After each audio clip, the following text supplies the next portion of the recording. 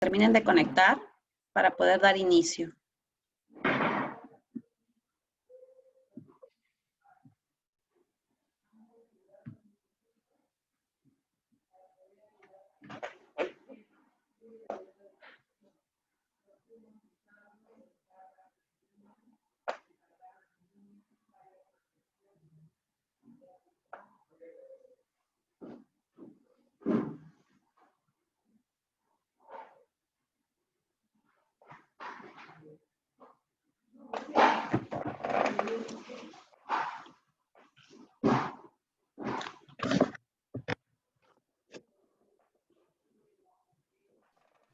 Buenas noches.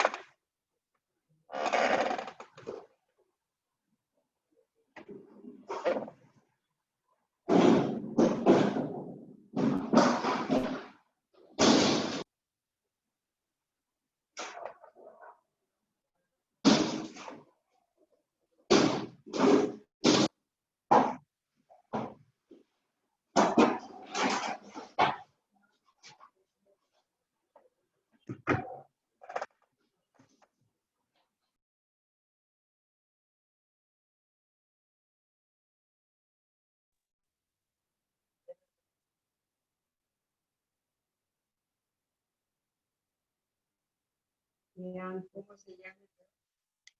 Antonio.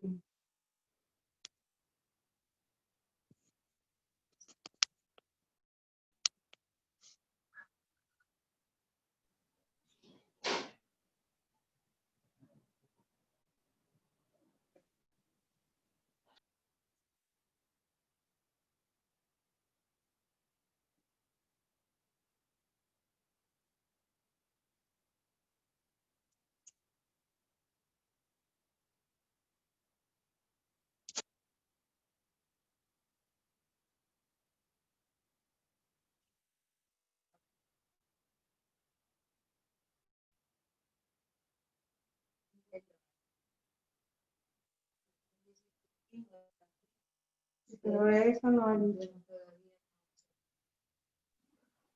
Vamos a esperar 5 minutos más para poder dar inicio a la conferencia.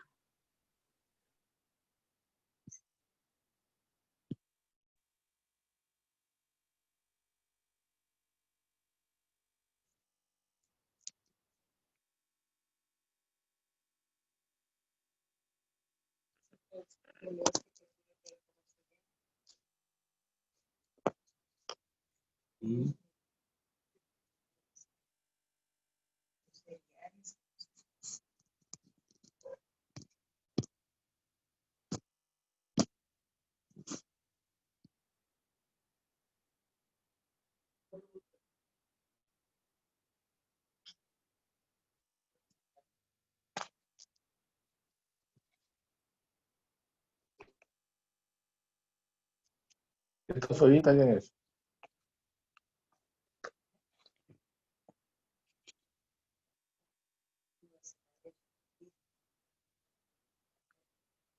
Terry Córdoba. No sé, pero hay una persona, ¿no? Es el Zoom del Plutum. No, no es el sur por el aniversario, la independencia de, bueno, la guerra unida.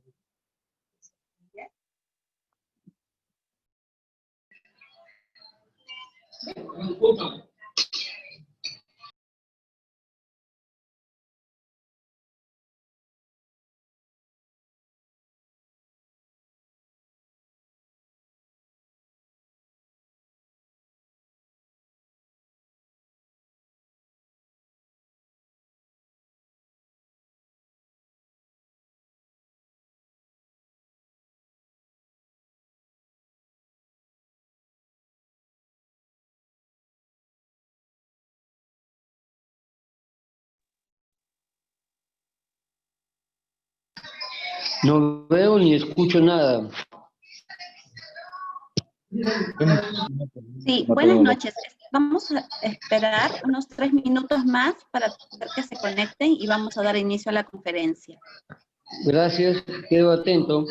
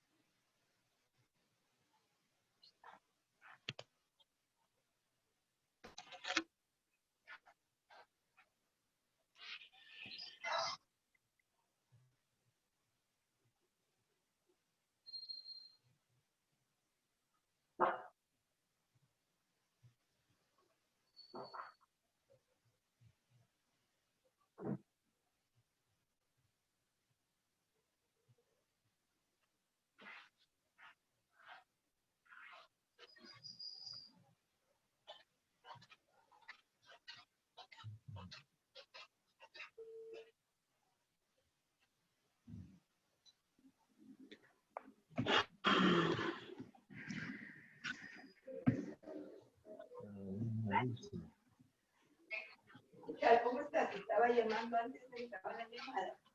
Estaba como pagado. Ah, ya. Voy a entrar ahorita a la reunión que estaba de futuro.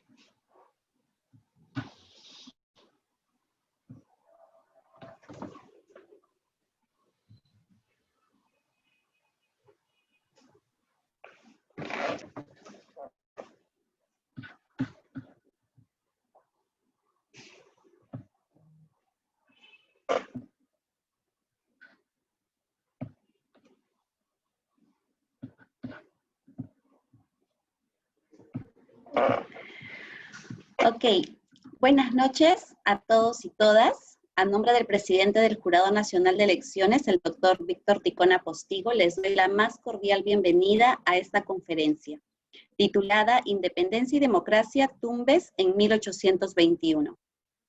Antes de dar inicio al programa, por favor, quiero darle algunas recomendaciones. Recordarles que deben mantener su micrófono apagado y de tener alguna pregunta referente al tema, pueden realizarla por el chat interno. Al final, estas van a ser contestadas por el expositor.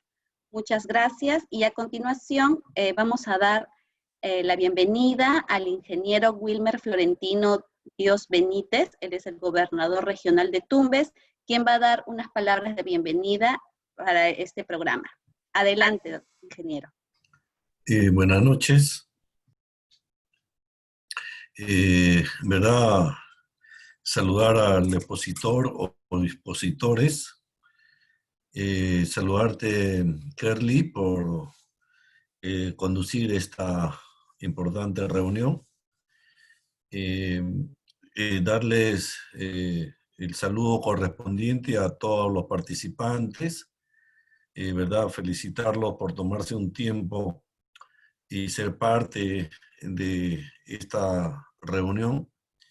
De mi parte como gobernador, ¿verdad? Muy contento,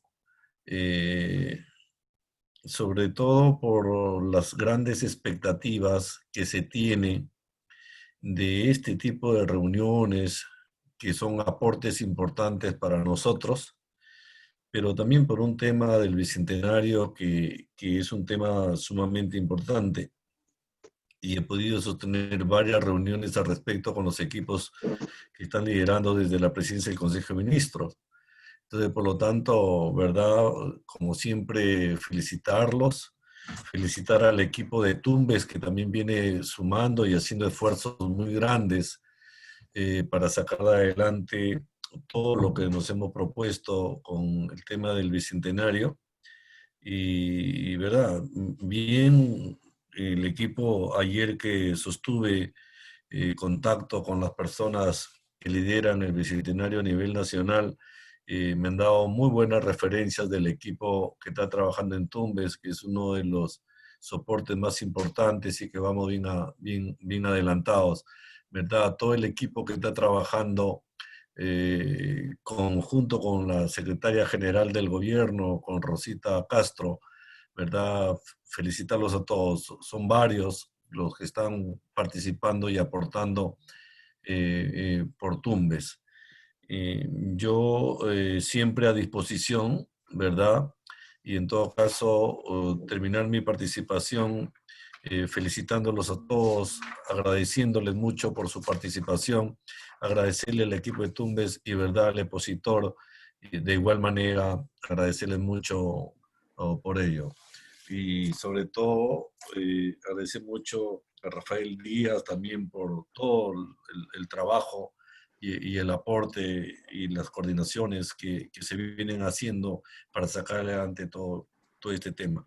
No olvidemos que nosotros tenemos muchos compromisos para enero y tenemos que trabajar con esas fechas. Hay una línea de tiempo que se está trabajando y eso lo saludo, lo felicito. ¿Verdad? Yo reitero mi compromiso y bienvenidos a todos y, ¿verdad? Te cedo nuevamente la palabra, Kerly. Gracias por brindarme esta participación. Muchas gracias por su participación.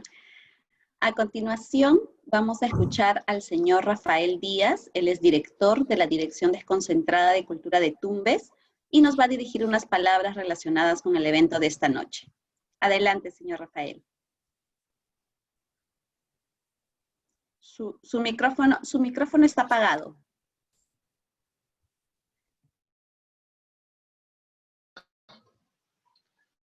Ya. Muy buenas noches con todos. En primer lugar, un agradecimiento especial al ingeniero Wilmer Dios por su participación en este importante evento. Agradecer al Jurado Nacional de Elecciones por habernos tomado en cuenta para co-realizar esta actividad. A la doctora Milagro Suito, al historiador Miguel Arturo Seminario, al profesor Ángel Lavalle, también Dios, que es un panelista, al capitán de navío Gelacio Vieira, a la doctora Luz Victoria García Sedano y a todas las autoridades presentes, ¿no? Y público en general. Es un honor para mí y ante todo muy buenas noches. Estoy agradecido de estar presente junto a todo el equipo de trabajo que ha hecho posible la realización de este evento y a los participantes en general. Como saben, el departamento de Tumbes es un pueblo ejemplar de luchas históricas por la libertad y la igualdad. Es el territorio en donde se ha dado la batalla de Sarmilla, determinando como un pueblo valeroso y fuerte. Es por ello que hoy se realiza este importante evento, Conversatorio, Independencia y Democracia, Tumbes en 1821, momento histórico que nos recuerdan los 200 años de independencia. Esta noche hablaremos de modo que todos nosotros los tumbesinos tengamos la responsabilidad de conducir adecuadamente nuestro país y asimismo el departamento siempre vislumbre grande y digno de imitar. Hace 200 años, el 7 de enero de cada año se conmemora el día en que se llevó a cabo la Declaración de la Independencia de Tumbes. Tumbes es una de las ciudades más conocidas en el Perú por ser la primera casi en lograr la independencia del yugo español. El 7 de enero de 1821 se llevó a cabo un ayuntamiento donde se logró concretar el fin de la atadura con la corona española. El día 7 de enero de 1821, cerca de las 10 de la mañana, el ayuntamiento constituido por don José Jiménez como alcalde y don Antonio Abad Puel, Juan Francisco Feijó, Juan de Dios García y Francisco Ibáñez como regidores y actuando como secretario don José Francisco de Navarrete, empezaron a dar la lectura a la correspondencia oficial de Tumbes, donde se adhirió a la causa emancipadora liderada por el generalísimo don José de San Martín. Hoy es una oportunidad de pensar cómo queremos ser como tumbesinos, cómo vamos a enfrentar los problemas postergados y a tomar las decisiones urgentes. Nos corresponde continuar en la lucha, ya no en un campo de batalla, sino a través de la programación de nuestras costumbres y tradiciones, con la finalidad de perpetuar una sociedad formada en principios y valores y que lleve a cabo de la mano de la educación y la cultura. Actualmente se están realizando un conjunto de acciones con la finalidad de construir un Tumbes sólido y libre de la corrupción, justo y con igualdad de oportunidades para todos y todas. Un Tumbes como nuestros antepasados lo soñaron y defendieron, país que lucha contra la corrupción porque hace del diálogo su principal arma contra la violencia, por país integrado. Buenas noches, buenas noches. Por un país con igualdad de oportunidades para todos y todas, por un país sostenible y respetuoso de la naturaleza, por un país orgulloso de su identidad cultural y su diversidad. Muy agradecido por el espacio que me brindan. Paso nuevamente a la señorita Kerly Córdoba. Muchas gracias. Su micro. Muchas gracias por sus palabras. A continuación, tenemos unas palabras de la doctora Milagros Suito Acuña. Ella es la Directora Nacional de Educación y Formación Cívica Ciudadana del Jurado Nacional de Elecciones. Adelante, doctora. Muy buenas noches. Gracias, Kerly. Quería saludar a todas las autoridades que se encuentran presentes el día de hoy y especialmente al gobernador regional de Tumbes, el ingeniero Florentino Dios Benítez. Saludo esto porque creo que es importante, ¿no?, que las autoridades lideren este proceso de formación, de educación en cada una de sus jurisdicciones, en esta etapa también tan especial, ¿no?, tan singular de la pandemia en la que estamos viviendo aquí y en todo el mundo. Entonces, no quería dejar de saludar la presencia y el liderazgo también en este evento y de apoyo también para que podamos continuar con este trabajo que vamos a escuchar también el día de hoy a partir de una exposición que Miguel Arturo ha venido desarrollando a lo largo del país. Hemos empezado en otras regiones y el día de hoy lo que vamos a escuchar es este proceso, ¿no?, histórico. Independencia y democracia se llama la exposición, pero creo que uno de los objetivos que persiguen justamente este tipo de iniciativas están asociados directamente al ejercicio efectivo de los derechos ciudadanos, ¿no? Una ciudadanía efectiva implica justamente el conocimiento, también contar con ciertas habilidades y sin duda actitudes o valoraciones positivas hacia el régimen democrático, y el conocimiento en este caso nos ayuda, digamos, a ser mejores ciudadanos, más responsables también, más comprometidos, con una identidad también, digamos, sólida, y yo creo que justamente estas iniciativas que se han venido desarrollando también gracias al liderazgo de Miguel Arturo a cargo de la dirección del museo, digamos, estamos digamos, contribuyendo y creo yo con el apoyo de cada una de las autoridades, en este caso también de la Dirección Desconcentrada de Cultura, que cumple un rol fundamental sin duda en la región, ¿no? En el departamento. Y en esa línea también no quería dejar de mencionar que hace algunos días atrás en nuestro país hermano de Costa Rica van a habilitar, después de tantos años, ha sido una lucha también, digamos, del Tribunal de Costa Rica, en lograr un espacio físico. Ya en su momento, lo que han hecho hace algunos días es firmar un convenio con la Asamblea de Costa Rica y poder contar seguro más adelante con un espacio allí en la Asamblea para tener un museo electoral y de la democracia, y eso ha sido gracias al liderazgo que tiene Miguel Arturo como presidente de la Red Internacional de Museos. No quería dejar de mencionar eso porque creo que eso significa, implica este trabajo, ¿no?, sostenido que ha venido desarrollando no solo aquí en nuestro país, sino también en otras latitudes. De modo que espero que sea de mucha utilidad el día de hoy esta presentación y seguramente vamos a estar atentos y atentas también a las inquietudes que todos los que están conectados y conectadas hagan el día de hoy. Muchas gracias. Muchas gracias, doctora. Vamos a dar inicio a la ponencia, a la Independencia y Democracia, Tumbes en 1821. Esta estará a cargo del historiador Miguel Arturo Seminario Ojeda. Él es director del Museo Electoral y de la Democracia del Jurado Nacional de Elecciones. Adelante, señor Seminario.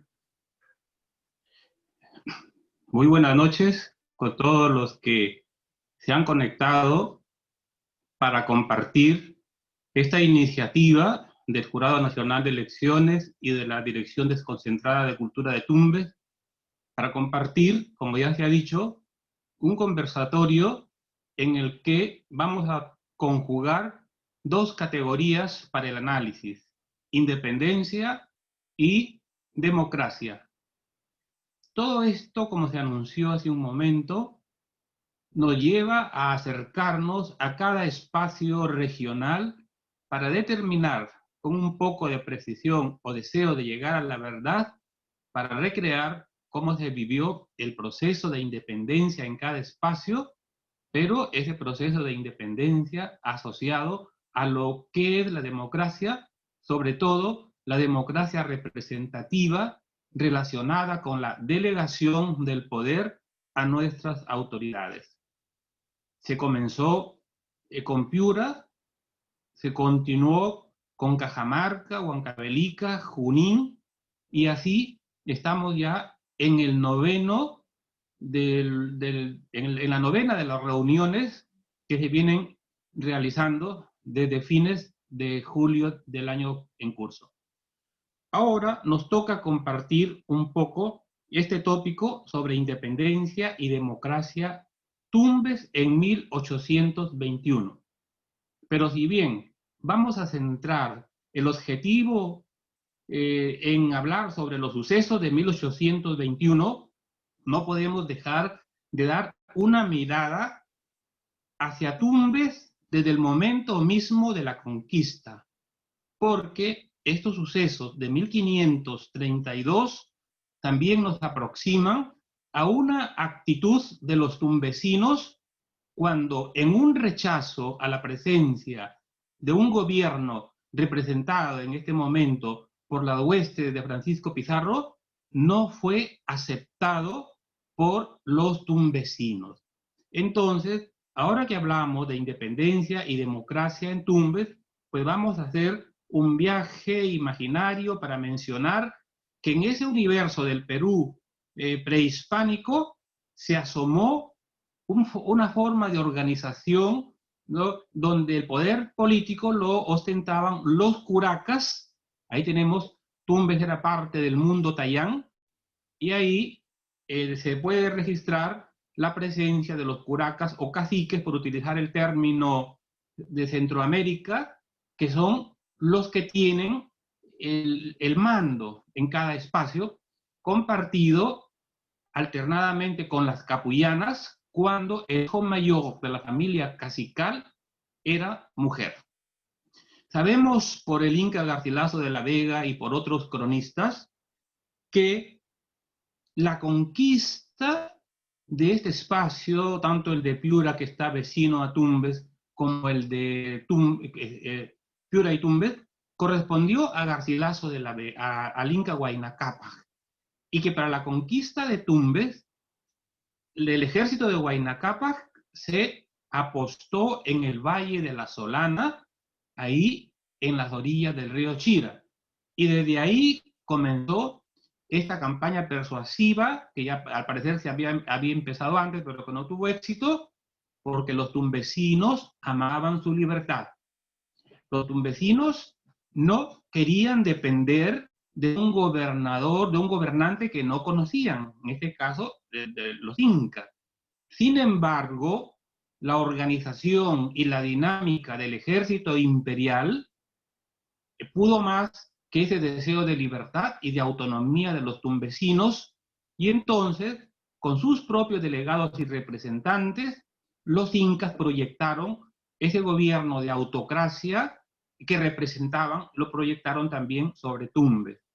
Decimos autocracia para un poco deslindar lo que es la democracia, ¿no? En la autocracia había gobernantes, había propósitos quizá que tienen en cuenta el bienestar social, no para las mayorías, pero las mayorías no participan en la toma de decisiones, porque hasta donde se sabe no se consultó ni a los llanas ni a los runas para saber si en todo el Tahuantinsuyo estaban de acuerdo con las autoridades que se imponían.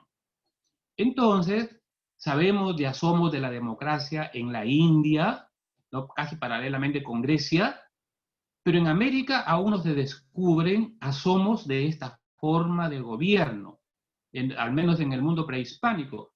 ¿Quién sabe si futuras investigaciones, porque recordemos que la historia es una ciencia y como tal no reconoce barreras, y que nuevas investigaciones contribuyen al hallazgo de nuevas verdades, pero hasta donde sabemos, en el mundo prehispánico no se tiene todavía una noción de lo que es la delegación de poder a través de mecanismos democráticos. Tratamos de llegar, ¿no?, con esta información, como tratando de hacer un viaje imaginario por la historia de la democracia. Lo cierto es que en 1532 comienza una larga historia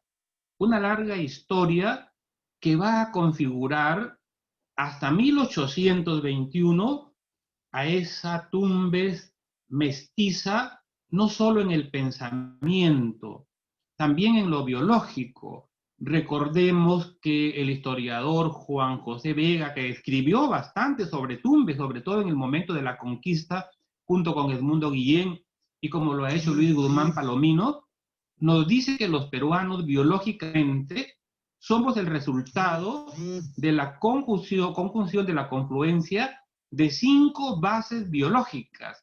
Y por eso él afirmó siempre que tenemos 5 madres patrias. La madre patria andina, para entender lo costeño y lo serrano y parte de la selva del Perú prehispánico. Luego la madre patria hispana, la madre patria árabe, porque con los españoles vinieron árabes, y también la madre patria africana por toda la población negra que se incorporó, y finalmente en el siglo XIX la madre patria amarilla. Como resultado de esto, pues todo el país es el fruto, es la resultante de ese choque, ese momento violento, pero que como conjunción dio ese mestizaje, que hoy nos sentimos orgullosos de nuestra raíz andina y también de lo hispano, porque si fue una cosa violenta, como lo diría el historiador Raúl Porras Barrenechea, de raíces piuranas, ¿no? Su tatarabuela era querecotillana. Cuando se refiere a este momento, dice que un poco la rapacidad y la increíble saña fueron crímenes del tiempo y no de España. O sea, cada suceso hay que entenderlo en el contexto social en el que se protagoniza. Por eso es que entendemos ese rechazo primero a la conquista inca de parte de los tumbesinos y luego el rechazo a la conquista española. Por lo menos los incas se aproximaban culturalmente más a los tayanes de Tumbes que los hispanos en el siglo XVI. Pero cada uno en su momento impuso sus propios valores y elementos culturales. Los incas impusieron el quechua y los españoles impusieron el español, el castellano. Los incas impusieron el culto al sol, los españoles el catolicismo. Y así, si vamos haciendo un paralelo, vemos que los comportamientos imperiales en este sentido se parecen mucho.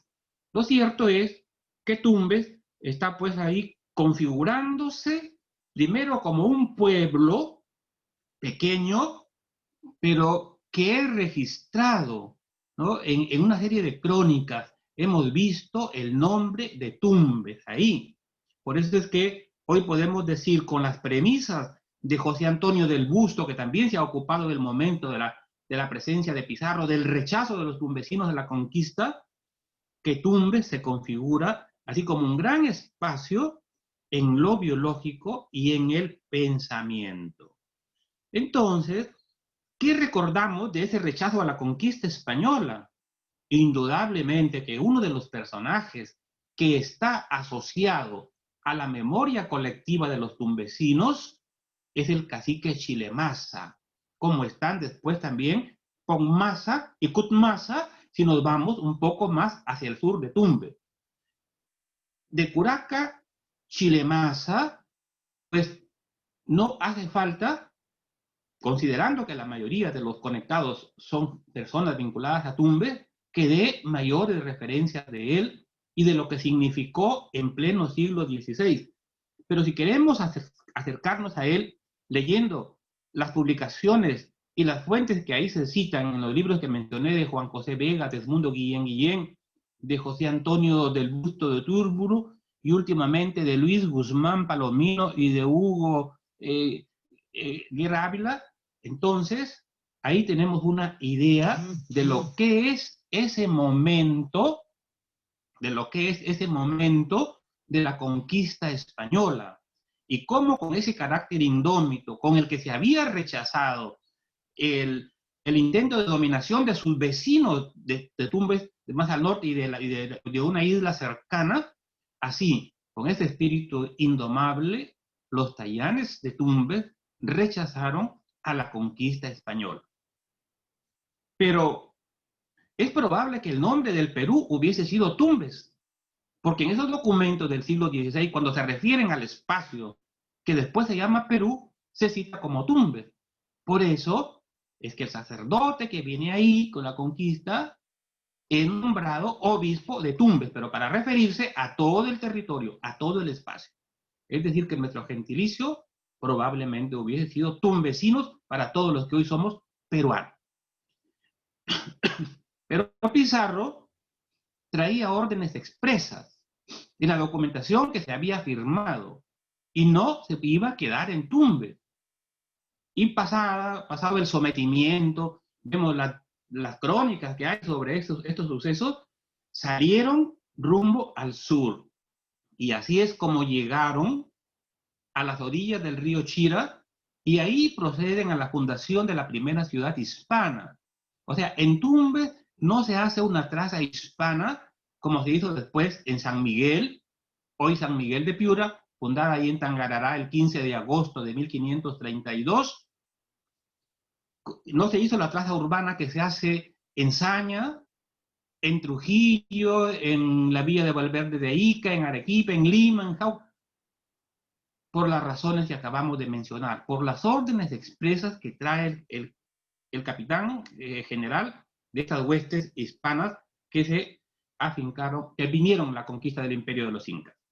Pero esa larga fase virreinal, como estamos viendo en la siguiente imagen, ¿no? Esa larga fase virreinal está cargada de una serie de testimonios que nos presentan a Tumbes, porque hay crónicas, las hemos visto, ¿no? Crónicas que se publicaron en el siglo XVIII, en informes del siglo XVII, y donde los hemos leído básicamente en el Archivo Regional de Piura, en el Archivo General de la Nación y en la Biblioteca Nacional.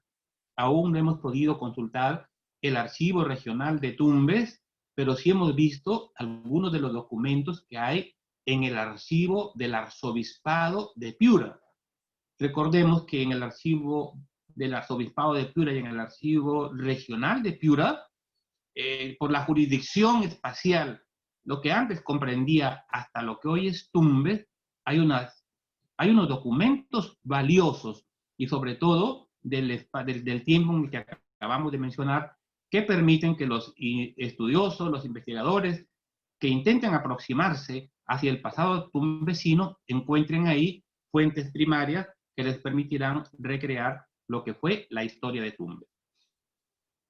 Sabemos que después de 1780 se crearon las intendencias, ¿verdad? Que el territorio del virreinato, que había sido estructurado primero en corregimientos, por una serie de medidas, reformas que ya se habían postulado, promovido antes de 1780 y se había hecho en España estas intendencias, también se propuso y pasada la rebelión de Túpac Amaru, el virreinato peruano fue reestructurado en intendencias. La intendencia de Trujillo, enorme, muy grande, casi desde el río Santa hasta Tumbes, hasta allá. Y dentro de esta intendencia estaba el partido de Piura, que iba desde Morrope, en Lambayeque, hasta Tumbes. De modo que el pueblo de Tumbes quedó dentro del partido de Piura, dentro de la jurisdicción administrativa por el subdelegado que se nombra para ese espacio, que viene a reemplazar al corregidor. Sabemos de los cuestionamientos que se hacen a los corregidores, y bueno, pero no hemos encontrado todavía un documento con respecto a las protestas contra los corregidores que han salido de Tumbes, pero sí otros espacios ahí cercanos. Con toda seguridad, en el futuro vamos a tener una idea mayor sobre lo que fue Tumbes en el momento del cambio de corregimiento a intendencia. Señalamos que estas descripciones virreinales aparecen, por ejemplo, ¿no?, en Cosme Bueno. Así ligeramente las hemos visto ahí, pero cuando Jorge Juan y Antonio de Ulloa llegan así comisionados para hacer una descripción, un análisis y luego un informe que llegue hasta la corona de Castilla, hay abundante información de Tumbes ahí, de Piura, información geográfica, información económica. Hay una serie de datos que nos aproximan a ese espacio, ¿no? Que Tumbes, lo que hoy es Arumilla, Zorritos, todo eso ahí, y bueno, imagínense, si se publicase una antología del Tumbes virreinal, pues caramba, habría más de un libro para ver todos estos tratados, lo que van a complementar, que van a ampliar lo que ya se ha publicado antes, entre ellos lo que nos dejó el general Jorge Carlín Arce, ese expresidente del Centro de Estudios Históricos Militares, que en 4 publicaciones le dio a Tumbes, por el amor que sentía a su esposa tumbesina, estas fuentes, ¿no?, y estos análisis y estas descripciones que aproximan a los tumbesinos con su pasado. Entonces, ahora que estamos, como se dijo hace un momento, reflexionando sobre el bicentenario y sobre lo que tenemos que hacer, ahí están las condiciones. Y ojalá que se presente la ocasión y los tumbesinos tengan más fuentes, más elementos así documentales que les permitan fortalecer ese entusiasmo y esa emoción de llamarse tumbesinos. Pero ahí presentamos a continuación un momento en que los tumbesinos participan. Ahí estamos viendo una imagen nueva donde mencionamos lo que sucedió en 1800, al comienzo, comenzaba el siglo XIX y se nombró desde Lima como delegado del partido de Piura a Juan Cristóbal de la Cruz. Recordemos que el partido de Piura comenzaba en el norte, desde Tumbes y terminaba hasta Morrope, dijimos. La Sierra, Yavaca, Huancabamba y los límites con Cajamarca. Pero, ¿qué pasó cuando se nombró a Juan Cristóbal de la Cruz como subdelegado de Piura? Los criollos de ahí, del núcleo urbano de San Miguel de Piura, lo rechazaron, no admitieron y empezaron una serie de cuestionamientos de todo tipo, que no tenía estirpe, que no contaba con los fondos suficientes. Recordemos que en el virreinato se hacía una declaración de bienes al empezar a ejercer un cargo y luego el juicio de residencia. Entonces, se hacen unos tremendos cuestionamientos a Juan Cristóbal de la Cruz que no los pudo salvar porque más pudo el poder que tenían los criollos asociados a una familia tradicional de Piura, los del Castillo, y con una familia que recién se entroncó ahí, la familia Seminario, y juntos actuaron y movieron todos los hilos del poder que tenían para que el virrey desistiera de ese nombramiento. Sin embargo, en el alegato que presenta Juan Cristóbal de la Cruz, los tumbesinos, los amotapeños y los puntanos, hoy Sullana, tanto como los querecotillanos, apoyaron a Juan Cristóbal de la Cruz. Lo apoyaron. Ellos estaban dispuestos a apostar porque esta autoridad que había demostrado, según los que lo apoyaban, capacidad, idoneidad y honradez para ejercer un cargo público. Entonces así Tumbes aparece, ¿no?, ahí afiliado a una defensa de lo que sería luego el camino de la democracia. Y así seguimos con las menciones de Tumbes, ¿no? Ahí estamos, la imagen que tenemos ahora, ahí mencionamos a uno de los intendentes de Tumbes, a don Vicente Gil de Taboada y Lemos. Cuando hemos leído documentos de él, no podemos dejar, ¿no?, de conocer que ahí menciona que da datos de Tumbes, tanto como don José Bernardo de Torretagle. Y mencionamos sobre todo a este último por el papel que le tocó jugar en el momento de la independencia, desde que es nombrado para el cargo que tuvo en España y cuando retorna y se queda ahí en la intendencia de Trujillo y tiene una actitud decisiva que va a proyectar sobre los cabildos en las villas, en los pueblos y en las ciudades de su jurisdicción. Entonces, pero hay un hecho que estaba tratando de compartir en cada exposición, que es la militarización de los espacios, ¿no? Vemos ahí que no hemos todavía encontrado un dato específico sobre la creación de un regimiento ahí que se ubique en Tumbes de manera completa.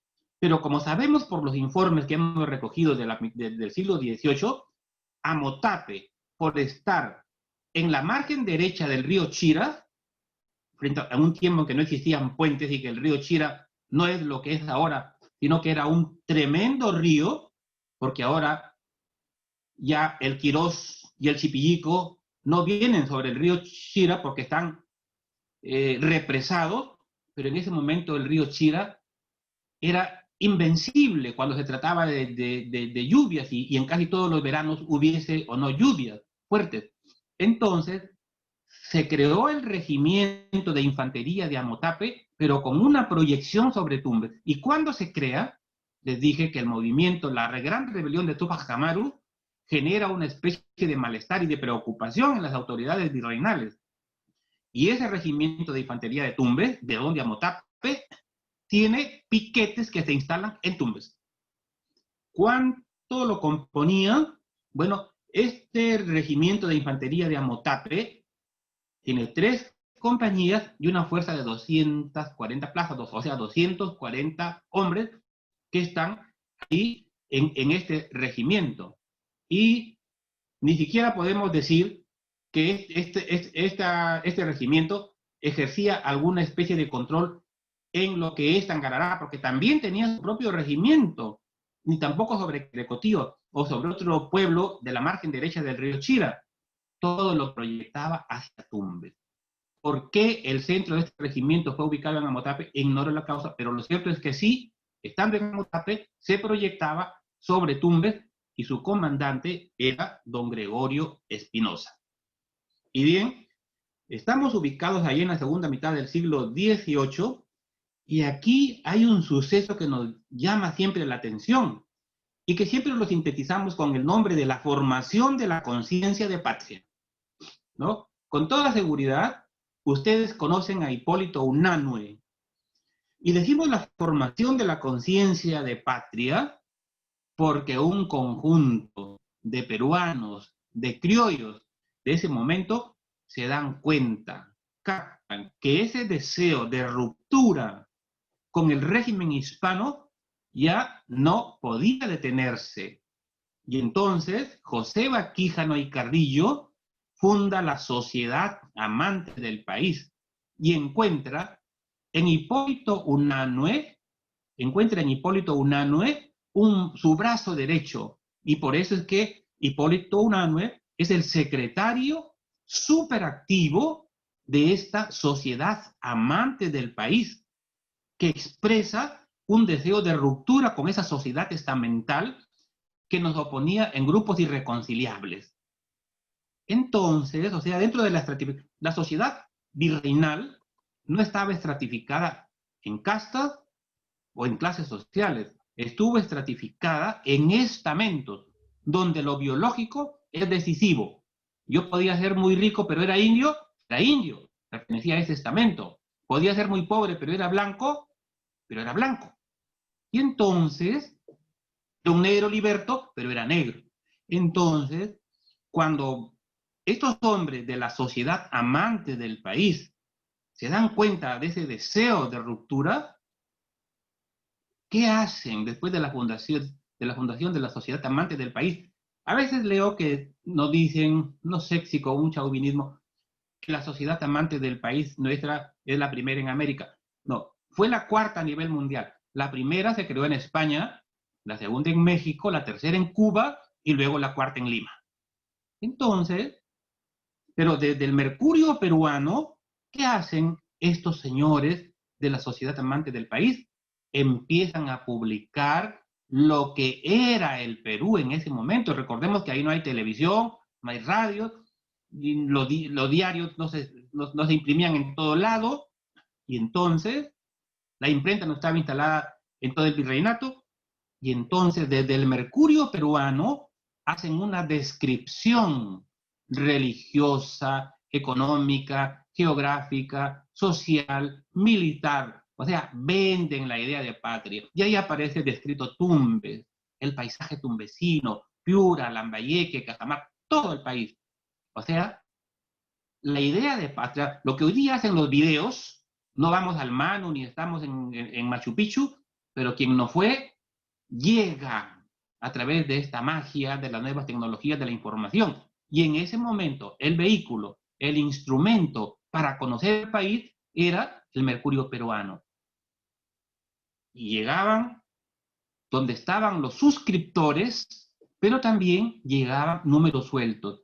Y como había barcos que llegaban a Tumbes, con toda seguridad, estas publicaciones periódicas llegaron también a Tumbes. Y así vemos que esa idea de patria, porque hay una fórmula para entender cómo se fortalece la identidad, y es conocimiento más sentimiento igual identidad nacional, regional, local. Yo amo lo que conozco, y conocer es saber. Si yo sé lo que poseo, lo que es el país, porque en el Mercurio peruano aparece la historia del Perú desde la época prehispánica. Ahí aparece la descripción, los logros de los incas, sus conquistas, y bueno, todo el modelo del imperio incaico aparece ahí. Y entonces, ¿qué sucede? Pues, caramba, que estos hombres de la sociedad amante del país cumplen con su papel y venden la idea de patria. Y bien, y así estamos lentamente hasta que vamos a otro hito que estamos mostrando ahí, que es el asomo de la democracia en 1809. Y que nosotros queremos referir un poco, sintetizar, cómo es que se asocia al germen de la independencia que ya estaba creciendo desde la segunda mitad del siglo XVIII. Sabemos cuáles son los personajes centrales de esta segunda mitad, Juan Santos Atahualpa, los caciques de Huarochirí, Tupac Amaru y otros personajes, ¿no? Pero recordemos que el rechazo a la conquista comenzó en el mismo 1532. Entonces, ahí, en 1809, después de la invasión de Bonaparte a España, la Junta Central, allá que no aceptó la dominación francesa, convocó a todos los dominios hispanos para juntarse y decidir qué se hacía frente a la invasión española. Y se acordó que cada virreinato, cada dominio español en América y en Filipinas, enviara un representante. Y por lo tanto, al tener noticia y las indicaciones de eso, ¿qué hace el virrey del Perú? Comunica la novedad a los intendentes. Y los intendentes de inmediato comunican a los jefes, a los subdelegados, y los subdelegados a los tenientes gobernadores o tenientes de subdelegado que había en cada pueblo de su jurisdicción, y así es como llega la novedad a Tumbes. Pero ¿qué pasó en estas primeras elecciones? En cada pueblo se elige a un precandidato. Ese precandidato compite en este caso por sorteo con los otros de su jurisdicción. Y ese uno que sale por cada partido viene a un sorteo general que se hace en Lima. Y de ahí por sorteo se define quién es el representante del virreinato peruano ante la Junta Central de España, y gana José de Silva.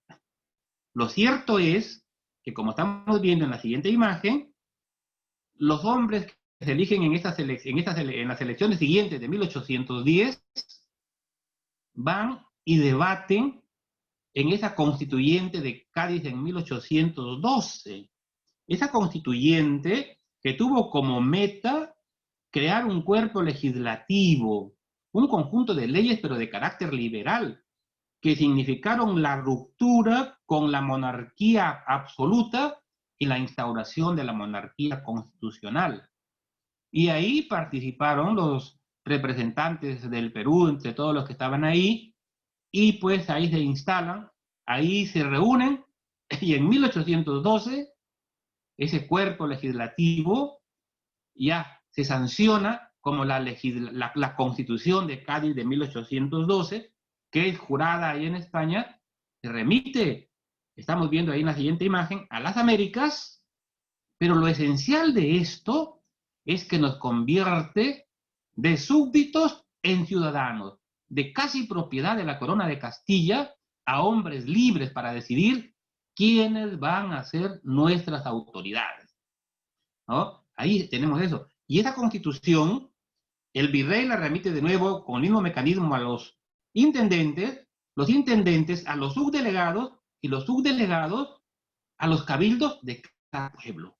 Y ahí tenemos, pues, ahí hemos registrado, hemos encontrado en la Biblioteca Nacional, que también, así como se juró en Piura, se juró en Ayabaca, como se juró en Huancabamba, se juró en La Punta y Querecotillo, Amotape también y La Huaca, ahí en 1812 la Constitución fue jurada por el pueblo de Tumbes. Esa Constitución liberal que nos aproxima, que nos hace ciudadanos.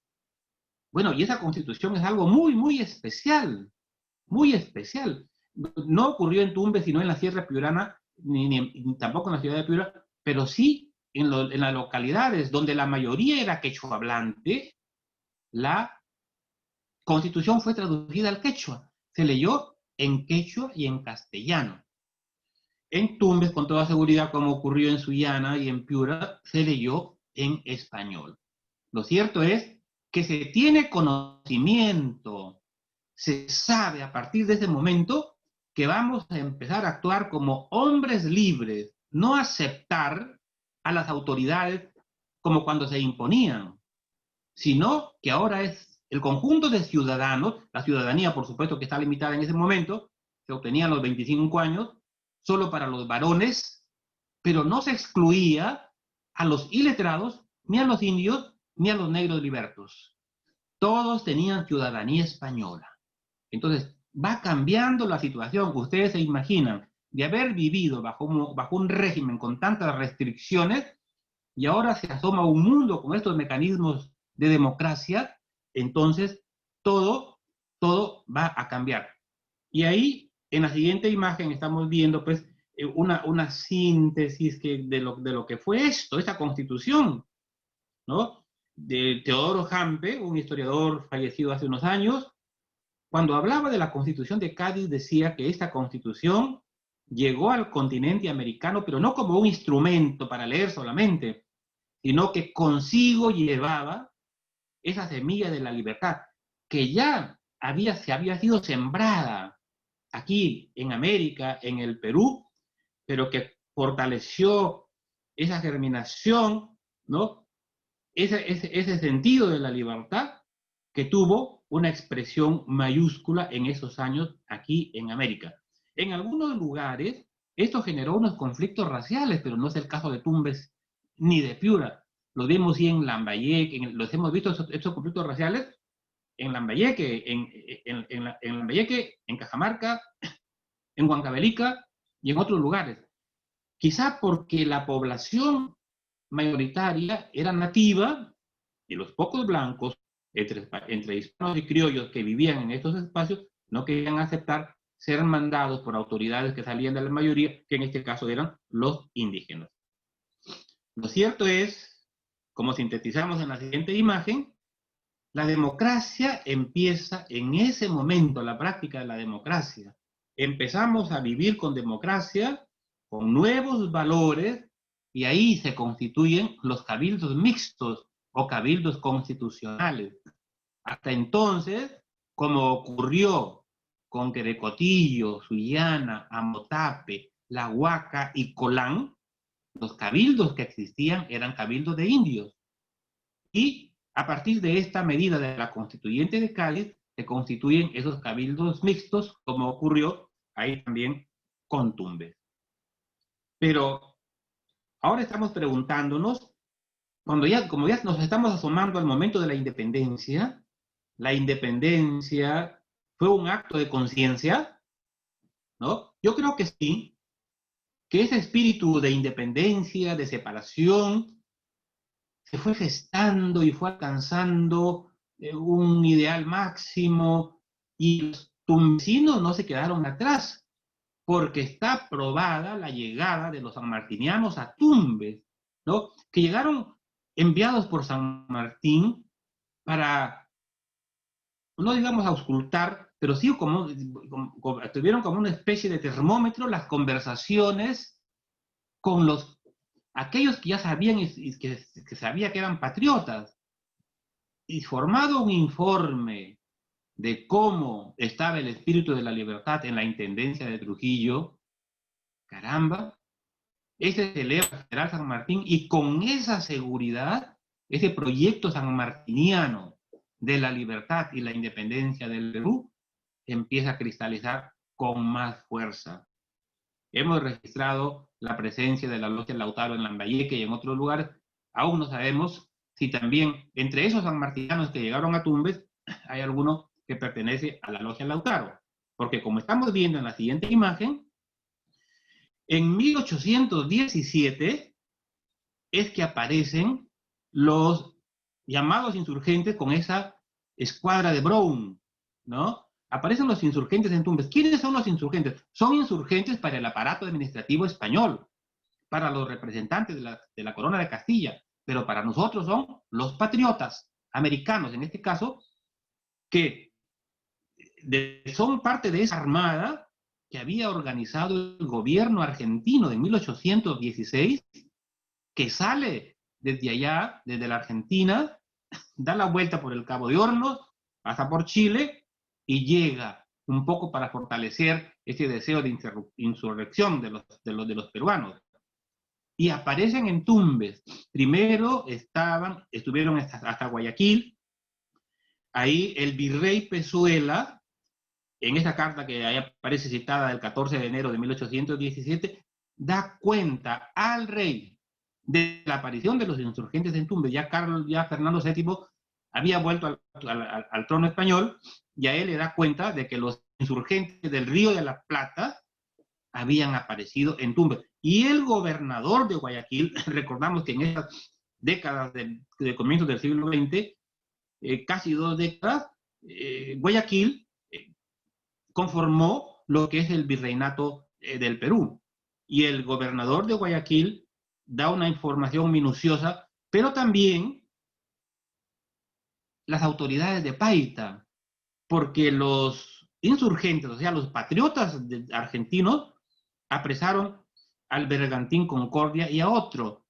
Y los que iban en esos bergantines de bandera española son embarcados en otro menor, y al llegar a Paita describen la experiencia, y todos estos sucesos pues nos hacen conocer cómo los patriotas llegan y distribuyen panfletos, folletos, ¿no?, conteniendo ese deseo de libertad. Lo hacen ahí en Tumbes, habían tratado de hacerlo en Guayaquil, y luego lo hacen en otros lugares del país. Pero, así con mucha claridad, tanto el virrey Pezuela como el gobernador de Guayaquil, ¿no?, dan detalles sobre lo sucedido en Tumbes. Llegamos a 1820, ya vemos en Tumbes que hay un piquete de dragones. Ese piquete de dragones, el 2 de junio, pues, ahí era pequeño, porque nomás había 9 soldados y un cabo. Y estaban bajo las órdenes de ¿quién? Del subteniente de infantería, don Francisco Riva, que ya el año anterior se había desempeñado como jefe del piquete de caballería del puerto de Tumbes. O sea que todo esto, ¿no? Ustedes se imaginan el momento difícil para muchos, ¿no? Ese tránsito de ser realistas a patriotas. Y los que se mantuvieron realistas hasta el momento de la proclamación de la independencia, pues habrán tenido que tomar una decisión que no sé cuánto les puede haber costado, ¿no?, para asumir la nueva condición que se venía con la declaración y la proclamación de la independencia, ¿no? Y ahí en la siguiente imagen estamos viendo una copia en facsímil de la independencia de Lima, del 15 de julio de 1820. Y es que todos los pueblos, incluido Tumbes, hicieron estas declaraciones. Es todo un proceso: declaración, proclamación y jura. La declaración equivale al acto jurídico tomado en cuenta por el cabildo. El cabildo en pleno acuerda la proclamación de la independencia. Por eso las declaraciones son el hecho jurídico. Y por eso es que se hace esto en Tumbes en su momento. Y las proclamaciones equivalen a la fiesta popular. Se hace de público conocimiento y el pueblo participa, goza, baila, salta, canta, participa en todos los convites populares que se hacen en la iluminación de las calles en la noche. Entonces, por eso es que dice Margarita Guerra Martinieri, la presidenta de la Academia Nacional de la Historia, que las declaraciones de independencia son los actos más simbólicos de los pueblos en expresión de su ruptura con el régimen hispano, ¿no? Pero ahora, sí, eso es, queremos dar, como estamos viendo a continuación, que la independencia de Lambayeque se proclamó el 27 de diciembre de 1820, 2 días antes que lo hiciera la capital de la intendencia, la ciudad de Trujillo, que lo hizo el 29 de diciembre, y el actual Chiclayo lo hizo el 31 de diciembre. Pero ¿qué hizo de inmediato apenas se proclamó la independencia de Lambayeque? Juan Manuel Iturregui, figura central de esta declaración, destina como emisario para comunicar a Tumbes sobre lo ocurrido en Lambayeque, ¿no? Envió a otro emisario a Piura, ¿no? Pero aquí nombra al capitán Miguel Blanco para llevar la noticia a Piura, y al mismo tiempo la invitación a que se proclame la independencia en ese lugar. Y así fue. O sea, que así como llegaron los pliegos de Torretagle a Piura, a Querecotillo, a La Huaca, también llegaron estos pliegos que envió don Juan Manuel Iturregui, llegaron hasta Tumbes, ¿verdad? Entonces, luego sabemos que la independencia de Piura se declara y se proclama el 4 de enero de 1821 y se jura el 6 de enero. Se conforma después de la proclamación la Junta Patriótica de Piura, que de inmediato comunica a Torretagle sobre los sucesos, pero al mismo tiempo las autoridades de la Junta Patriótica de Piura, que reemplazaban a las autoridades virreinales, comunican a las villas y a los pueblos del interior sobre lo acontecido en Piura, invitándolos a que hagan lo mismo. La correspondencia que salió de la Junta Patriótica de Piura no se dirigió al subdelegado de Tumbes porque era realista.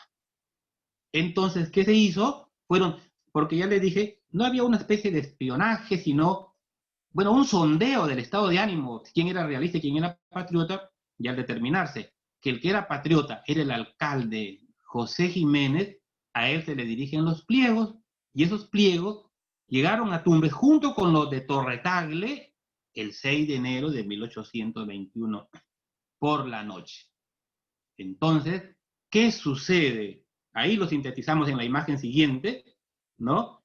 Que Tumbes se pronuncia así, haciendo uso del derecho de la libre determinación de los pueblos, se pronuncia por la libertad, por la independencia. Y el 7 de enero de 1821 se firma la declaración y se procede a la proclamación. O sea, con la seguridad, la convicción de sus propósitos y con el conocimiento de que el ejército sanmartiniano ya estaba en territorio peruano, se iba a hacer frente a la situación que se derivara de estas nuevas condiciones, porque los realistas no se iban a quedar cruzados de brazos, iban a reaccionar. Porque ninguno de los esfuerzos que hizo San Martín, primero en la conferencia de Miraflores y luego en la de Punchauca para evitar el derramamiento de sangre, no fue entendido por los realistas. San Martín quería evitar una guerra, pero pues no se pudo y consideró que iba a ser, si había una guerra, iba a ser una guerra justa. Lo cierto es que el 7 de enero de 1821, Tumbes debe haber vivido de manera alborozada lo que pasó. Sabemos de la existencia del Acta de la Independencia de Tumbes, el general Carlín la ha publicado, por él conocemos que el 9 de enero, o sea, 2 días después, se envió un informe a la Junta Patriótica de Piura, dándole cuenta de los sucesos y de los acuerdos tomados, entre ellos el acuerdo de proceder a la jura solemne, o sea, la jura equivale a redoblar el compromiso que hemos asumido participando en la proclama. Ahora sí vamos a hacer una jura solemne, ¿no? Un juramento ante Dios, fuente de toda razón y justicia, que no admite oprimidos y dominados. Y entonces todo esto se comunica a la Junta Patriótica de Piura, dándole cuenta de lo ocurrido el 7, el 8, ¿no? Y el 14 de enero, el mismo día que lo hace Querecotillo, se iba a proceder a la jura solemne de la independencia. Y desde ese momento, toda la correspondencia es rotulada como Tumbes independiente. Y después de esta declaración, después de la proclamación y después de la jura, se envía copias tanto al gobernador intendente de Trujillo, el marqués de Torretagle, y al general San Martín. Por eso San Martín da cuenta, casi a fines de enero, que hasta ese momento, más de 100 pueblos de la intendencia de Trujillo, entre pueblos, villas y ciudades, se habían mostrado ardorosamente por la independencia, y en esa relación de pueblos está, por supuesto, incluido Tumbes. Ahora queremos destacar la actuación de Salvador Bayarri. Es un personaje que probablemente sea muy conocido en Tumbes, no sé si habrá una calle que se llame Salvador Bayarri, pero su actuación en Tumbes fue decisiva. Él era capitán de la tropa existente, y entre la tropa que estaba ahí en Tumbes había algunos realistas. Sin embargo, con esa convicción de patriotismo, persuadió a los que estaban dentro de la tropa, que en algún momento dieron un viva al rey, ¿no? Con ese convencimiento, tratando de explicar lo que significaría vivir en democracia, vivir en libertad, ¿no? Entonces, ahí ese viva el rey se convirtió en un viva la patria. Las armas le fueron entregadas totalmente y él se las remitió de inmediato a don José Julián Hidalgo. O sea, Salvador Bayarri es un personaje. Lo cierto, bueno, como señalamos al comienzo, hace un momento, que el 14 de enero de 1821, como estamos viendo en la siguiente imagen, se procede a la jura de la independencia en Tumbes, ¿no? Ahí yo les dije, ya les expliqué en síntesis lo que es la declaración, la proclamación y la jura. Y el 14 de enero de 1821 se hace la jura solemne en la iglesia, ¿no? Así como hoy día, por eso es que, por ejemplo, en Lima, el 15 de julio se celebra la declaración, el 28 la proclamación y el 29 la jura, así con un Te Deum, como se hace en el interior, como se hacen en todos los pueblos del país donde se tiene constancia de estos sucesos. Entonces, ahí con esta jura solemne se reitera, como señalé hace un momento, la voluntad popular que tienen los ciudadanos por la independencia. En sus palabras iniciales, el director de la Dirección Desconcentrada de Cultura mencionó al Cabildo Patriota, ¿no?, cuya relación la estamos mostrando ahora, el Cabildo Patriota de 1821. Ese cabildo, con su alcalde José Jiménez, y tiene como regidores pues también a esta figura muy conocida en Tumbes, don Antonio Abad Puel, ¿no? También está don Juan de Dios García, don Juan Francisco Feijó, don Francisco Ibáñez, y que tiene como secretario a Francisco Navarrete. Varios de estos apellidos perviven hasta ahora en Piura, en Tumbes, también en Piura, y bueno, con proyecciones hacia Lima, pero si escuchamos mencionar a alguien que se apellide Feijó, inmediatamente lo vinculamos con Tumbes. Si alguien se apellida Puel, de inmediato Tumbes, ¿no? Así como cuando decimos seminario, Piura, o cuando decimos un apellido de ciertas regiones, ciertos espacios, sabemos la oriundez. O sea que parte de los descendientes de estos cabildantes, de estos municipios, ahí en Tumbes, se mantienen hasta ahora. Pero a continuación, que viene después de esta declaración, proclamación y jura, una reacción realista, ¿no?, que ya no vamos a entrar en detalles, pero es porque esto ocurre en todo el país, y bueno, la reacción realista es rechazada. A continuación, les quiero mostrar que hay ahí en Tumbes un piquete de dragones, como dijimos, que se conforma después de esta emoción que se vive por la independencia, ¿no? Se forma el piquete de dragones, que junto con el de Paita y otros piquetes del interior de Piura, conforman una unidad de línea que queda bajo el mando de José María Raigada, que llegó a ser general.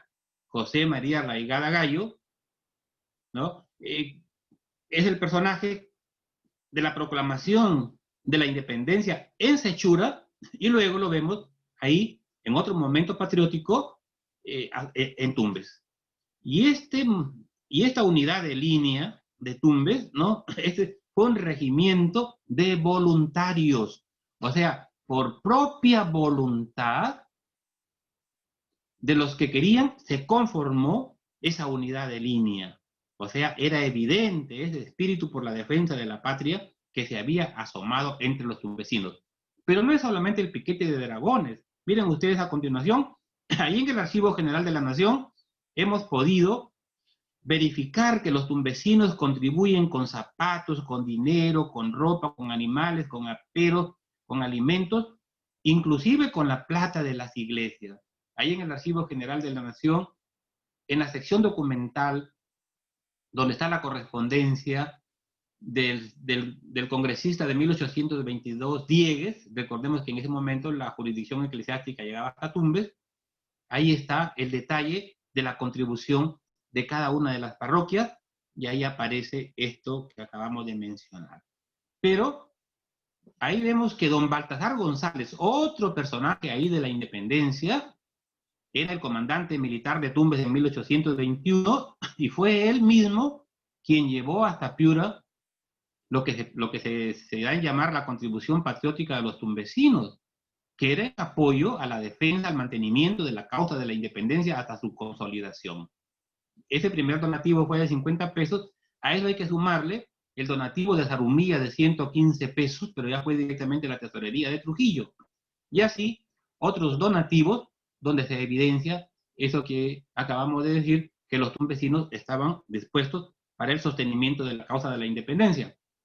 Y de esto no se salvaron los curas. Miren ustedes, tenemos los curas patriotas ahí registrados, don Juan Hilarión Maldonado, que era uno de los curas de Tumbes, que en su momento remitió al gobernador de Piura 500 pesos, cuando ya, más allá de la contribución voluntaria, frente a la emergencia de la guerra, se declaró un empréstito forzoso para todo el país, donde había autoridades patriotas.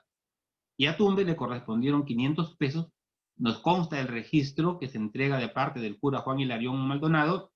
No se puede determinar aún si fue dinero de él, si fue dinero de la iglesia, o a esos cuántos vecinos contribuyeron para cumplir con la cuota que le correspondía a Tumbes. Y también, por otro lado, se registran las contribuciones patrióticas del párroco José Antonio Sierra. O sea, todos los tumbesinos y los que vivían en Tumbes estaban ahí y merecen un reconocimiento de la patria ahora que nos aproximamos al bicentenario. En el Panteón Nacional de los Próceres hay una serie de placas ahí que nos hablan desde el rechazo a la conquista. Ahí se menciona en una de las placas lo de Chilemasa, seguido por lo de los curacas del río Chira, y así cronológicamente, hasta llegar a estas campañas de la independencia. Lo cierto es que Tumbes apunta hacia la democracia, por eso es que mostramos en una de las imágenes que viene a continuación, ¿no?, que Tumbes apunta hacia la democracia desde que se convoca a las elecciones de 1822. Los tumbesinos vuelven a votar, pero ya como se había señalado en el estatuto provisorio que había dado el general San Martín. Y así empezamos a transitar por ese camino, por el mundo de la democracia, apuntando a la búsqueda de un Perú firme y feliz por la unión, ¿no? Esa es la frase que aparece en esas monedas que estamos ahí mirando, esas monedas, ¿no? Y todos juntos, tumbesinos, tacneños, moyobambinos, cajamarquinos, huancavelicanos, limeños, todos juntos apuestan y apuntan por el Perú. Entonces, sinceramente, bueno, el tiempo es corto, ya hablé más de lo que tenía que hablar, y así como tenemos en la mente de modo masivo la memoria de San Martín, de Bolívar, de Sucre y de otros personajes, recordemos también en cada espacio en este bicentenario a los que tienen que ver con la historia y el protagonismo de la independencia, ¿no? Sinceramente, por esta conexión que hemos tenido y por lo que estamos compartiendo, quiero decirles realmente muchísimas gracias por haber estado con nosotros. Muchas gracias, señor seminario, por tan valiosa exposición. A continuación, vamos a tener los comentarios de la exposición del profesor Ángel Lavalle Dios. Él es invitado por la Dirección Desconcentrada de Cultura de Tumbes. Adelante, señor Lavalle. Su micro está apagado.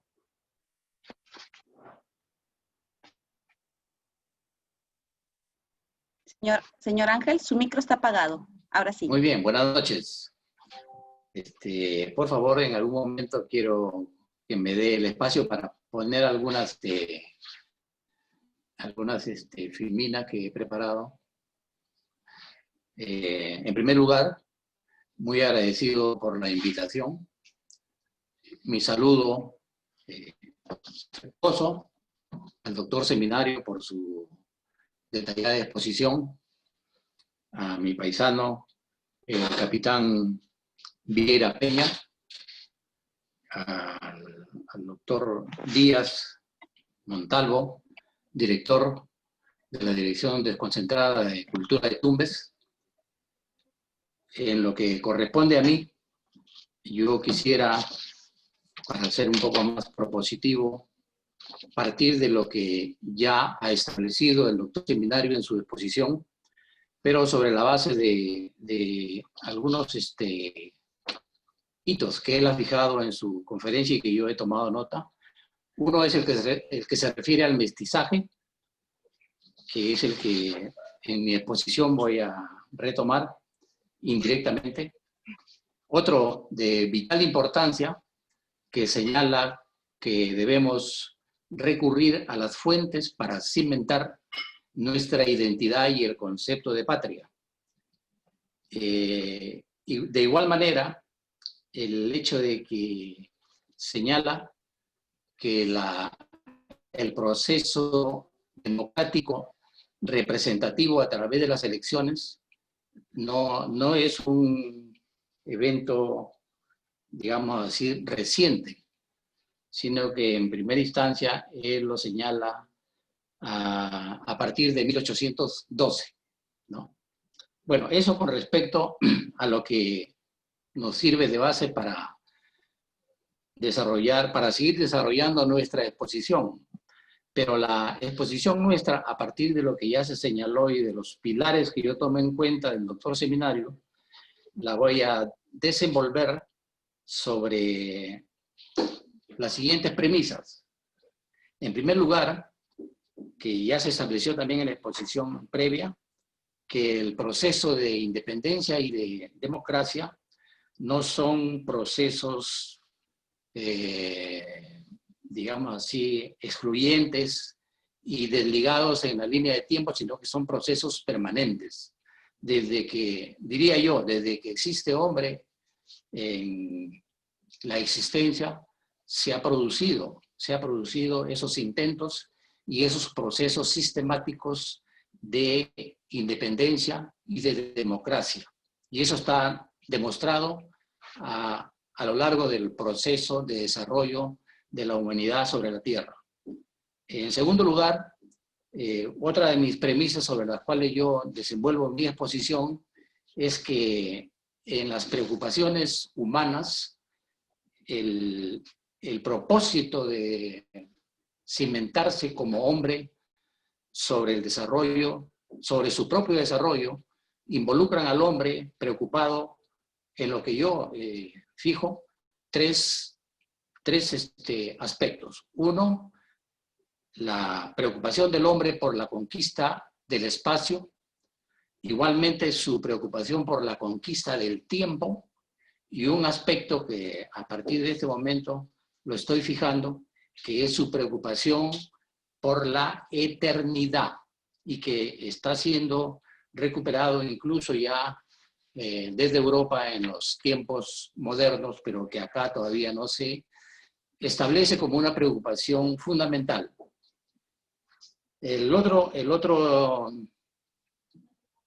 La otra premisa que yo trato de fijar es que mi análisis va referido en lo que se refiere a la independencia y a la democracia en Tumbes, va referido sobre 3 niveles.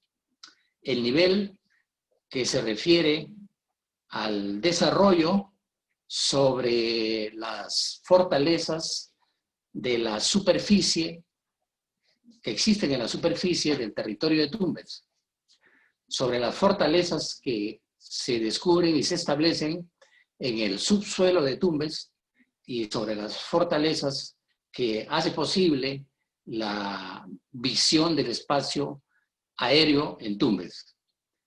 Dicho esto, yo quiero, por favor, si me permite un espacio para ir pasando mis notas, y se refiere a lo siguiente. He titulado mi exposición como Visión Geoestratégica de la Historia de Tumbes. Disculpe, señor Ángel, sí, solo tiene unos 5 minutos para poder dar los comentarios de la exposición. Rápidamente comento. Entonces, para lo que significa una complementación de lo que ha expresado el doctor Seminario, lo que yo propongo es que la independencia de Tumbes tiene un hito importante en la conquista. Él habla del momento en que Huayna Cápac llega por estas zonas de Tumbes.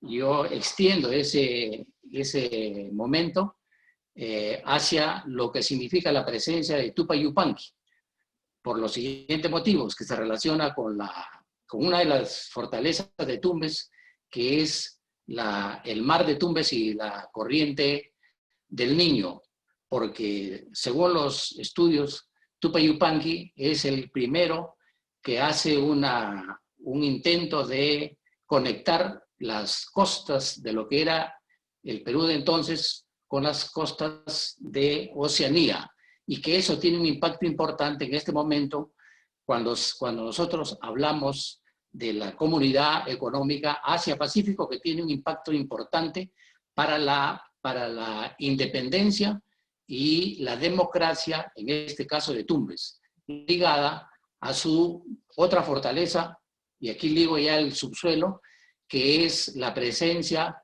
de ingentes recursos hidrocarburíferos, que en estos momentos convocan la inversión nacional y extranjera en el Golfo de Guayaquil. Pero asimismo, ya en relación con el otro aspecto que significa las fortalezas del espacio, digamos así, no solamente aéreo, sino espiritual, y que tiene relación también con lo que se ha señalado, que es importante para la democracia el principio de la recuperación del principio de identidad y de patria, sobre todo el principio de identidad. ¿Por qué?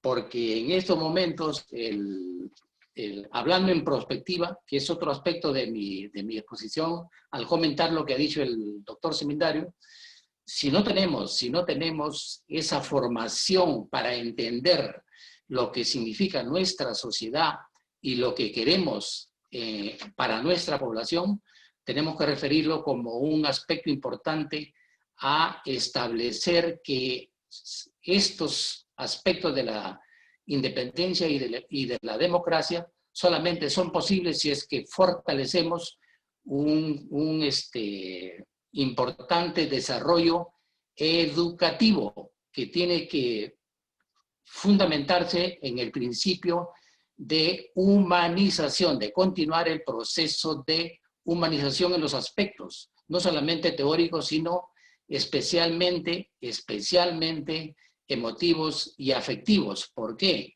Porque si no tenemos identidad, y eso tiene que ver con el aspecto emocional y afectivo, si no tenemos identidad, es imposible que podamos asumir compromisos radicales en función del desarrollo de nuestra comunidad. Y en este aspecto, lo que yo quiero plantear, aparte de lo que significa ya el sistema educativo, un énfasis en el desarrollo de las capacidades artísticas, del componente artístico. ¿Por qué? Porque el arte va directamente a la estimulación del desarrollo del espíritu humano. Y en la pirámide del desarrollo de las capacidades artísticas, en la cúspide de esa pirámide se ubica la formación musical, que es la que afecta directamente la formación espiritual humana. Si nosotros ponemos sobre el tapete estos aspectos importantes de la formación humana, varios de los problemas que se generan por la falta de identidad y por la deficiencia en la participación de la población como entidad autónoma que toma decisiones libres en relación con el disfrute de todos los beneficios que la macro sociedad, o sea, el Estado peruano, tiene que significar como beneficio para todos los pobladores. En términos generales, en esta primera parte, si tuviera una segunda, continuaremos desarrollando lo que yo quería decir. Muchas gracias. Muchas gracias, señor. A continuación, tenemos también la participación del capitán de navío Gelasio Vieira Peña. Él es presidente del Club Departamental de Tumbes aquí en la ciudad de Lima. Adelante, puede dar sus comentarios acerca de la exposición.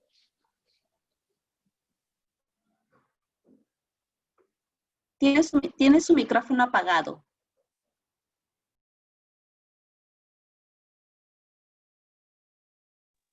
Ahí está, ahora sí. Sí, le escucho.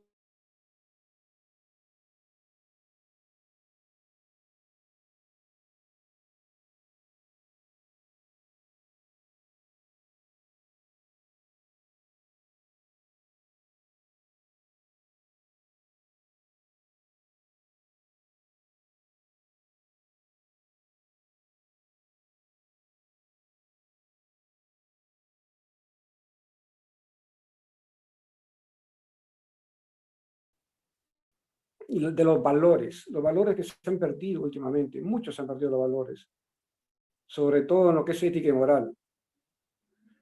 Yo quiero apartarme un poquito y referirme a lo que es la educación. La educación en nuestro país está bien baja, ha bajado muchísimo, porque se han perdido casualmente los valores, la moral, la ética, y obtenemos lo que tenemos ahorita, quienes administran el país, a dónde nos están llevando. Yo estudié en Tumbes, en el Colegio Nacional del Triunfo, mi colegio, y sigo yendo a Tumbes. Ese era Colegio Nacional. Y ahora ya dejó de ser el Colegio Nacional lo que era antes, por la educación que se ha caído, por los valores que se han perdido sobre todo. Estas charlas, estas conferencias nos ayudan muchísimo a desarrollar la cultura y mejorar los principios de administrar bien a un país, a una sociedad. Todos queremos contribuir a que mejore el país. Yo, el Ministerio de Educación ahorita lo estoy viendo como un Ministerio de Instrucción, hay que cambiar el nombre. Si bien es cierto, ahora hay muchas universidades, muchas maestrías, doctorados,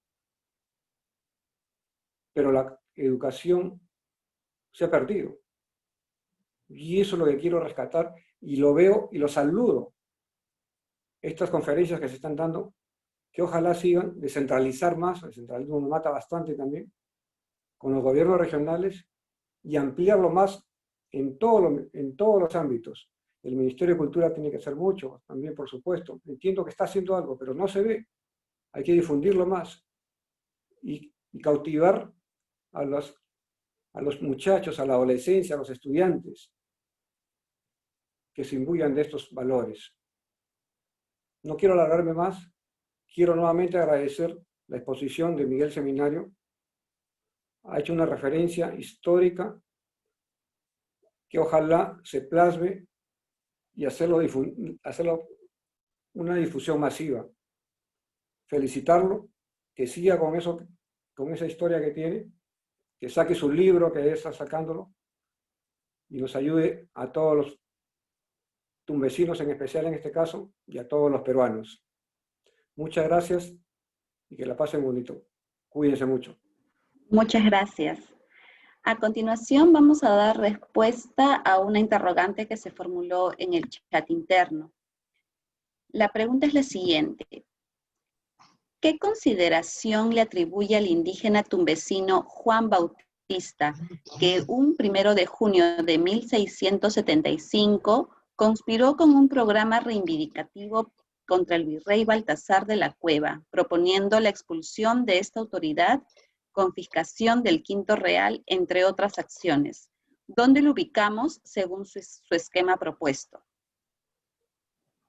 Bueno, en el siglo XVII hay una serie de detalles parecidos, así como hoy día se hace cuestionamiento a las autoridades y por derecho constitucional, la revocatoria.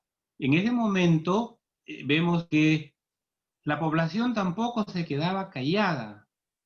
Y así como se registra lo que se acaba de mencionar, también hay un registro de los curacas de Paita, de Amotape, que en algunos casos vinieron a pie. Y se sabe que al virrey le hicieron un juicio de residencia y que incluso, como lo publicó el historiador Reinaldo Moya Espinosa, el virrey terminó como maestro de escuela en Paita mientras se levantaron las observaciones a su proceso. Al parecer salió triunfante finalmente, pero la presencia de este tumbesino desafiante que cuestiona la labor administrativa del virrey es un hecho que está registrado documentalmente y que los tumbesinos deben recoger. Es un modelo para imitar. O sea, pues si no estamos de acuerdo con una situación que vivimos, hay que decirla, hay que denunciarla. Y en ese sentido está la valía de este personaje que con toda seguridad nuevos investigadores o nuevas investigaciones lo presentarán con detalles más amplios para conocimiento de todos los tumbesinos y de todos los que estamos interesados en el tema. Muchas gracias. A continuación, para las palabras finales, estarán a cargo de la doctora Luz Victoria García Sedano. Ella es jefa de la Oficina Desconcentrada del Jurado Nacional de Elecciones en Piura. Adelante, doctora. Muy buenas noches, damas y caballeros. Me complace saludar a las autoridades presentes y a todos los participantes en esta noche. Quiero expresar mi felicitación y agradecimiento al doctor Miguel Arturo Seminario por su brillante exposición. Para el Jurado Nacional de Elecciones, que me honro en representar a través de la Oficina Desconcentrada de Piura, resulta muy grato haber participado junto a ustedes en el desarrollo de la conferencia Independencia y Democracia, Tumbes en 1821, en la que hemos podido apreciar datos históricos sobre la voluntad de los tumbesinos por la independencia y por la apuesta que se hizo por vivir en un mundo guiado por la práctica de la democracia. El Jurado Nacional de Elecciones tiene una línea de investigación permanente y dentro de la línea de investigación, la Dirección Nacional de Educación y Formación Cívica, DENEF, se encuentra el Museo Electoral, a quien le compete el área de la investigación histórica, que ahora, en tiempos de la emergencia que se vive por la pandemia y azota al mundo, comparte con los usuarios del museo a través de conferencias virtuales como la que hoy hemos participado. Con la organización de estas conferencias virtuales se busca llegar a todas las regiones con el resultado de la investigación para compartir el momento histórico de la independencia asociado a la democracia, entendida esta, como se ha dicho, con la delegación de poder representativo a sus autoridades, conferido por los ciudadanos primero y los ciudadanos y las ciudadanas después. Es sumamente grato ver el entusiasmo que ha despertado esta clase de actividades, que evidencia el deseo de saber más sobre la historia de la independencia a nivel regional. Hemos participado en varias de ellas y observado el entusiasmo por conocer más sobre el pasado de la patria, porque los que no se conectaron al inicio de la exposición hemos podido constatar que lo hicieron en días sucesivos a través de la página web, que con mucho entusiasmo ha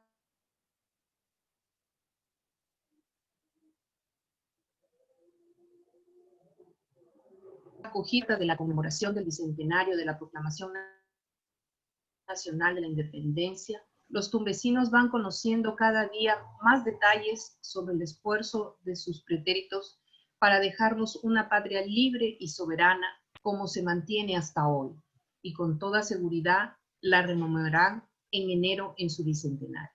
Con estas palabras finales, deseo felicitar a los coorganizadores, Gobierno Regional de Tumbes, Dirección Desconcentrada de Cultura de Tumbes, Club Departamental Tumbes en la capital de la República, que han coadyuvado, junto al Jurado Nacional de Elecciones, el emprendimiento de llevar hasta los tumbesinos y peruanos en general las páginas de su historia, tal como se ha presentado hoy por el historiador Miguel Arturo Seminario Ojeda, director del Museo Electoral y de la Democracia. Finalmente, debo decirles que se continuará en la programación de estas conferencias virtuales que permiten hacer ese viaje imaginario por la historia de la democracia, que como resultado de la investigación hoy se puede compartir con todos los interesados. Damas y caballeros, a nombre del Jurado Nacional de Elecciones, reitero nuestra gratitud institucional. Muchas gracias y buenas noches con todos. Muchas gracias. Buenas noches con todos. Muchas gracias por su participación. Hasta pronto.